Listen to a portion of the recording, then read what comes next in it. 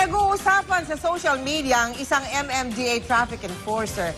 Rumaraket, nagtitinda ng kakanin. Mga kapuso, umabot po yung balita niyan hanggang sa boss niya na si MMDA Chairman Francis Tolentino, kaya pinatawag siya. Ano naman kaya ang nangyari ng magkaharapang dalawa? Alamin po natin sa pagtutok ni Cesar Apolinario.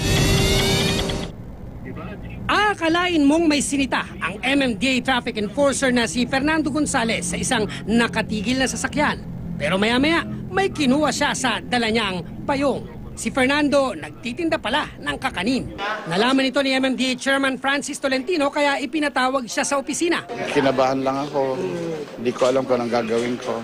Nang makaharap si Tolentino, lalong kinabahan si Fernando. Si Director Lydia nandyan, ano? Sa loob. Patawagan natin. Yun, reaksyon.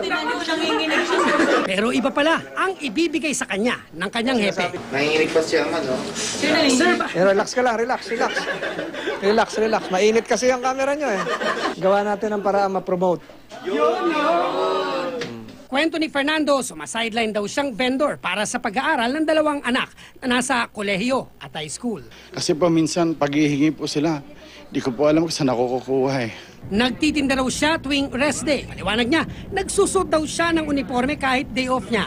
Minsan daw kasi kailangan ng ekstrang tao, lalo na kapag weekend. Wala naman daw masama rito, ayon kay Tolentino. Napakasipag. Sa area kung saan ko siya pinadadala, talaga nakikita ko siya sa area na visible. Yung kinakailangan lang po ng tulong, kagaya po yung mga may nasiraan. Mahigit 2 dekada ng empleyado ng MMDA si Fernando. Graduate siya ng criminology. Ang dalawa niyang anak, katuwang din nila sa negosyo. Pero mula sa pagtitinda ng kakanin, basahan na ang ibebenta nila para mapagtapos ang mga anak. Naiiyak po kasi ako sa nervous din po. Dahil yung mga anak ko nag-aaral. Yung mga anak ko po nag-aaral. Pag hindi ka nakapag-aral, lalo na wala na sila mama mo at sila papa mo, hindi ka pa nag-aral. Paano mo maiayos ang sarili mo?